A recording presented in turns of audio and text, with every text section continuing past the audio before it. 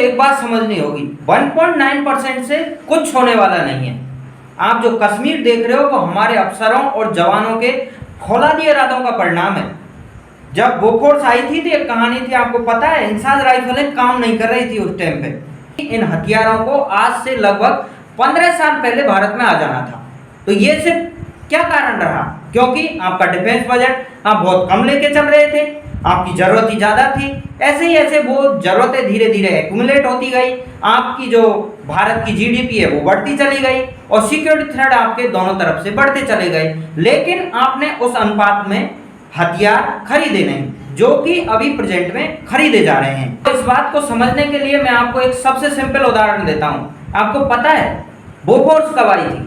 और बोफोर्स के आने का जो डिकेट था, 40 ईयर पुराने हथियार है बोफोर्स, आप मानो तो। और आप 40 ईयर पुराने हथियार को आज तक लेके बैठे हैं। आपको समय के साथ उससे भी अच्छे हथियार आपकी आर्मी में शामिल करने थे, लेकिन आप नहीं कर पाए। हमको प्राउड है कि हमने करगिल वार जीता था, लेकिन वो करगिल वार बोलते हैं इंसास राइफल ने बहुत अच्छा काम किया था। अरे वो इंसास राइफल नहीं, वो हमारे सैनिकों के फौलादी इरादों का परिणाम था, जो आपने इंसास राइफलों की सहायता से कश्मीर जीता था। वो अफसरों की देन थी जिसकी बदौलत आपने वहाँ पे कश्मीर में लड़ाई लड़ी। वहाँ पाकिस्तान पहले से बंकर बनाए हुए है, हाइट पे है, और आप उनको सिर्फ इंसास राइफलें लेके 1999 में भेज रहे हैं। आपको पता है वो सिर्फ और सिर्फ भारत के जांबाज जो सैनिक थे उनके फौलादी हौसले थे, जिसकी वजह से आप करगिल वार जीत पाए थे। अब मैं आपको बताता हूँ कि अब भारत सरकार को क्या करना चाहिए और किस बात की जरूरत है। मैं सबसे पहले एयरफोर्स की बात करता हूँ। क्या आपको पता होगा कि भारतीय एयरफोर्स में सेंसर्ड 42 स्क्वाड्रन है, 42 स्क्वाड्रन की भारतीय वायुसेना को होना जरूरी है। एक स्क्वाड्रन में मोटा मोटी आप 16 से 18 फाइटर जेट होते हैं। आप मिला सकते हैं कि उसमें कुछ ट्रेनर जहाज होते हैं और बाकी आपके जो लड़ाकू जहाज होते हैं। जैसे आपको रिसेंट में बताता हूँ, जो राफेल का जो स्क्वाड्रन बनाया गया है उसमें 18 जहाज हैं, और इन 18 जहाज़ों में से 14 जहाज ट्रेनर के जहाज हैं और 14 आपके फाइटर प्लेन्स हैं। तो ये मोटा मोटी आपको मिला के 16 से 18 के बीच एक स्क्वाड्रन में जहाज़ों की संख्या होती है। तो ऐसे एयरफोर्स के लिए टोटल 42 स्क्वाड्रन हमारे पास होने चाहिए थे। लेकिन अब देखो, मैं आपको रियलिटी बताता हूँ कि भारतीय वायुसेना के पास में प्रेजेंट में 32 स्क्वाड्रन है। होनी चाहिए थी 42, लेकिन अभी हमारे पास 32 स्क्वाड्रन है। और लोग बागों का कहना भी ये है, जैसे जैसे फेज आउट होती जा रही है हमारे लड़ाकू जहाज वगैरह, तो हो सकता है ये स्क्वाड्रन की संख्या घट के 28 तक पहुंच सकती है। तो आप अनुमान लगा सकते हैं कि आपके पास 10 स्क्वाड्रन की प्रेजेंट में कमी है, और वायुसेना बोल रही है कि हमको 10 स्क्वाड्रन और चाहिए थी, हमको ये इतनी होनी चाहिए थी। और आप दो तरफ से आपके दुश्मनों से घिरे हुए हो। मेन दुश्मन आपका चाइना है, वो आपको इधर से उधर से दोनों तरफ से घेरे हुआ है। चलो पाकिस्तान को आप नेग्लेक्ट भी कर सकते हैं, लेकिन वो एक तरह से पिछलग्गू है कि जब चाइना वार करता है, स्टार्ट करता है, तो इसकी क्या एश्योरिटी है कि आपका जो पश्चिमी फ्रंट है उस पर पाकिस्तान वार नहीं करेगा। और आपके पास तो 10 स्क्वाड्रन की ऑलरेडी कमी है, आप बस 32 स्क्वाड्रन लेके बैठे हो। होनी चाहिए थी आपके पास 42, लेकिन अब करना क्या है? और आपके हो सकता है आने वाले दिनों में ये स्क्वाड्रन की संख्या और भी कम होती चली जाएगी। आपको पता है तिब्बत में चाइना J-25 फाइटर जेट को ऑलरेडी तैनात कर चुका है। आप सोच रहे हो कि हम चाइना से मुकाबला करेंगे, वो ऑलरेडी वहां पे J-25 फाइटर जेट को तिब्बत में तैनात कर चुके हैं। मेरी बातों को आप आइंदा मत लो, देखो मेरी बातों को आप एक्स्ट्रा मत लो। मैं एक चीज आपसे बोलना चाहता हूं कि भारत सरकार जो पैसे दे रही है एयरफोर्स के लिए, आपको पता है अभी तक बहुत सारे एयर चीफ आए चले गए। उन सब एयर चीफ्स ने चिल्ला के बोला है कि ये इमरजेंसी सिचुएशन है। मैं फिर बोल रहा हूँ, एयर चीफ्स ने काफ़ी बार भारत सरकार को बोला है कि ये इमरजेंसी सिचुएशन है, अगर कहीं वॉर लग जाता है तो हमको लेने के देने पड़ जाएंगे। ये काफ़ी बार बोला जा चुका है, लेकिन सरकारों के कान में जूं तक नहीं रहेंगे। ये तो एक अलग बात है कि अभी पिछले 2 स्क्वाड्रन हमारे राफेल के आ चुके हैं, जिसको कि जो ये मोदी सरकार ने लाए हैं। ये मत समझना कि मैं मोदी सरकार का पक्ष ले रहा हूँ, मैं बोलना चाह रहा हूँ कि जो पिछले डिकेटों में जो आपका गैप बढ़ा है, उस गैप को पहले ही भर देना चाहिए था, और वो गैप अब तक आपके सामने है। आप देख सकते हैं कि आपके पास 10 स्क्वाड्रन की अभी भी कमी है। और रही बात आपकी प्रेजेंट सरकार की फंड देने की, तो मैं आपको बताना चाह रहा हूँ कि भारत के पास जो अभी एम का नाम का जो प्रोजेक्ट चल रहा है ना, वो एम का नामक प्रोजेक्ट को भारत सरकार ने 15,000 करोड़ दिए हैं। वो 15,000 करोड़ कंपैरिजन में लगभग जब तक 1 लाख करोड़ रुपए पैसा नहीं होगा ना, तब तक उस प्रोजेक्ट को आप टाइमली पूरा नहीं कर सकते।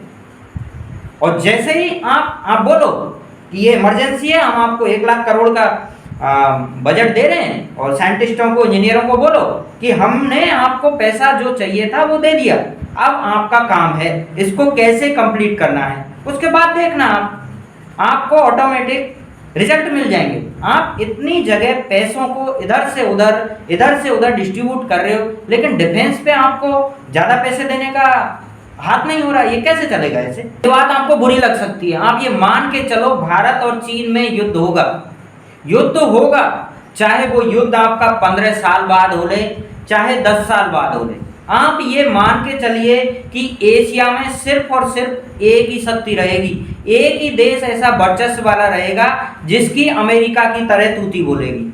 आप ये लिख के ले लीजिए, और आपका आने वाले 10 से 15 सालों में भारत और चाइना के बीच युद्ध होना निश्चित है, ऐसा मेरे को लगता है। आप मानो या मत मानो, लेकिन मेरे को ऐसा लग रहा है कि हाँ, चाइना और भारत के बीच अगर ऐसे ही सब कुछ चलता रहा तो युद्ध होना निश्चित है। इस थ्रेट को आपको पहले ही समझना होगा। आपको मैं एक चीज पहले ही बता देना चाह रहा हूँ। आप क्या समझ रहे हैं कि युद्ध होगा नहीं, युद्ध ऑलरेडी स्टार्ट हो चुका है। ये युद्ध का फॉर्म दूसरा है। फॉर्म कैसे दूसरा है? ये युद्ध स्टार्ट होगा आपकी जो सप्लाई चेन्स के रूट हैं उसको लेके।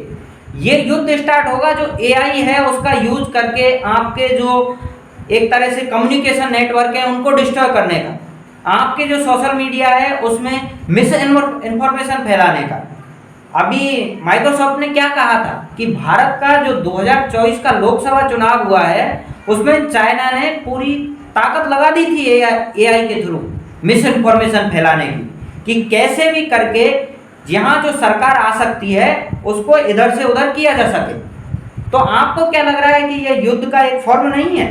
ये भी एक तरह का युद्ध है जिसको ऑलरेडी चाइना स्टार्ट कर चुका है। आपको क्या लगता है ये भी एक तरह का बार नहीं है कि चाइना बांग्लादेश को पैसा दे रहा है, श्रीलंका को पैसा दे रहा है, म्यांमार को पैसा दे रहा है, आपने सुना होगा कि उसने मालदीव को पैसा दिया है, यहाँ तक उसने नेपाल को पैसा दिया है। ये जो स्ट्रिंग का एक तरह से घेरा बना रहा है ना चाइना, ये सिर्फ भारत को घेरने के लिए बना रहा है, और ये उसको ऐसे टाइम पे काम आएगा जब आपसे डायरेक्ट लड़ाई होगी, तो उस टाइम पे इसका असर दिखेगा आपको, जो कि आप समझ रहे हो कि हमारा डायरेक्ट कोई युद्ध नहीं हो रहा है। अरे ये एक तरह का आपके लिए जाल बुना जा रहा है। इस जाल में आपको पहले अच्छे से कैप्चर किया जाएगा, और जब आप पूरी तरह से फंस जाओगे उसके बाद में आप जो गोला बारूद वाली लड़ाई की बात करते हो, उस गोला बारूद वाली लड़ाई की फिर कार्यवाही आगे की जाएगी, क्योंकि जो प्राइमरी रूप से चाइना आपको एक तरह से पूरी तरह से घेरने की कोशिश कर रहा है, चाहे वो पड़ोसी कंट्री हैं इंडिया के उनको वित्तीय मदद देने के मामले में हो, चाहे उनके जो राजनयिक तौर पे जो संबंध हैं उनको लेके हो। तो ये सब सोचोगे कब? भारत को इन सब के लिए सतर्क रहना है, और जो आपके सेना प्रमुख बोल रहे हैं उनकी बातों को सुनना है, और सुनने के बाद में आपको उतना बजट देना है, और उनके जो फीडबैक्स मिल रहे हैं उन पे काम करना है। ऐसा नहीं है पिछली सरकारों की तरह कि आपने सुना और सुन के आप बैठ गए और बस वो एयर चीफ आए चले गए, सरकारें आई चली गई, समस्या ऐसी रही। आज आपको लग रहा है कि एचएएल को बड़े बड़े प्रोजेक्ट मिल रहे हैं। अरे ये प्रोजेक्ट एक्चुअल में एचएएल को पहले ही मिल जाने थे। आज आप तरह तरह की पनडुब्बी देख रहे हो, हेलीकॉप्टर देख रहे हो, अरे इनको पहले ही आ जाना था। आप ये मत समझिए कि भारत के पास ये सरप्लस होते जा रहे हैं। एक्चुअल में जो पहले गैप था उसी गैप को अभी तक कम किया जा रहा है, और ये गैप कम करते करते आपको अभी काफी टाइम लगेगा। मेरा तो मानना ये है कि आप क्या समझ रहे हो कि आपने 2 राफेल के स्क्वाड्रन ले लिए उससे आप सुरक्षित हो गए, ऐसा नहीं है। अगर आप F-35 जैसे विमानों के 1-2 स्क्वाड्रन और ले सकते हैं तो उनको भी अभी से टेंडर प्रक्रिया में शामिल कर लीजिए, क्योंकि उसको एकदम चालू कंडीशन में आते आते आपको काफ़ी समय लग जाएगा, और तब तक आपका ये आपके ऊपर चाइनीज एक एज ऑलरेडी बना चुके होंगे। आपको पहले ही मैं बता चुका हूँ कि जहाँ तिब्बत जहाँ पे उनकी कोई पॉपुलेशन भी नहीं है। एक्चुअल में ईस्टर्न साइड में चाइना की पूरी पॉपुलेशन है, और तिब्बत के वहाँ पे बहुत कम उनकी पॉपुलेशन है, लेकिन उन्होंने अभी वहाँ पे भी फाइटर जेट तैनात कर दिए हैं। तो आपको समय रहते हुए ये सब करना पड़ेगा, और अगर नहीं करेंगे तो ये खतरा हम लोगों के माथे पे मंडराता रहेगा। तो आज के वीडियो में बस इतना ही। आज का ये वीडियो आपको कैसा लगा मेरे को ज़रूर बताना। थैंक यू, धन्यवाद। मिलते हैं किसी नए वीडियो के साथ। जय हिंद।